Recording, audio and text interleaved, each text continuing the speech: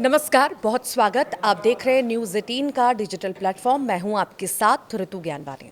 America में 38 दिन के शटडाउन से 1700 से ज़्यादा फ्लाइट्स रद्द हो चुकी हैं। FAA ने 40 एयरपोर्ट पर संचालन में कटौती की चेतावनी दी है।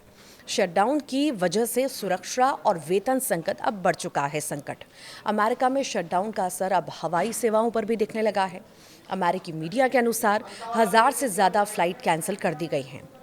आपको जानकारी दे दें कि अमेरिकी सरकार ने पहले ही 40 एयरपोर्ट पर 10% फ्लाइट के संचालन में कटौती की चेतावनी जारी की थी। अमेरिकी मीडिया ने बताया कि विमानन विश्लेषण कंपनी सीरियम के आंकड़ों के अनुसार 7 से लेकर 9 नवंबर के लिए 1700 से ज़्यादा उड़ानें रद्द हो गई हैं। तो वहीं फेडरल एविएशन एडमिनिस्ट्रेशन यानी FAA के आदेश के अनुसार अमेरिका के प्रमुख शहरों के 40 हवाई अड्डों पर डोमेस्टिक फ्लाइट के संचालन में 4% की कटौती की गई है।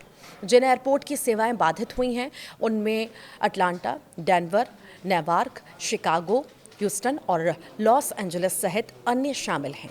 FAA ने कहा है कि ये निर्णय वेतन न मिलने की वजह से हो रही वित्तीय कठिनाइयों के कारण लिया गया है। शुरुआत में 4% की कटौती लागू की गई।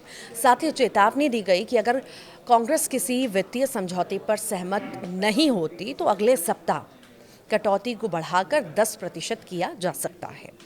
FAA ने कहा है कि अगर यही स्थिति बरकरार रही तो एयरलाइनों को मंगलवार को इन हवाई अड्डों के लिए अपनी 6% उड़ानें, गुरुवार को 8% और अगले शुक्रवार को 10% उड़ानें रद्द करनी पड़ सकती हैं।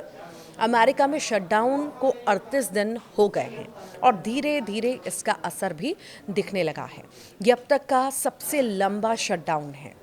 इससे पहले अमेरिकी राष्ट्रपति डोनाल्ड ट्रंप के पहले कार्यकाल के दौरान सबसे लंबा शटडाउन 35 दिनों का था।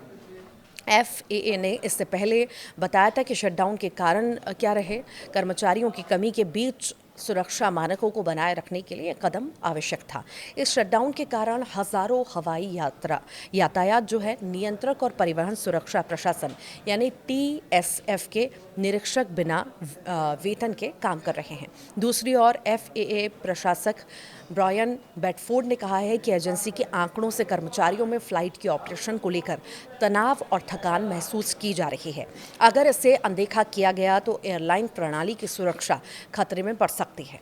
उन्होंने जोर देकर कहा है कि दुनिया की सबसे सुरक्षित एयरलाइन प्रणाली बनाए रखने के लिए इस समस्या का हल निकालना जरूरी है।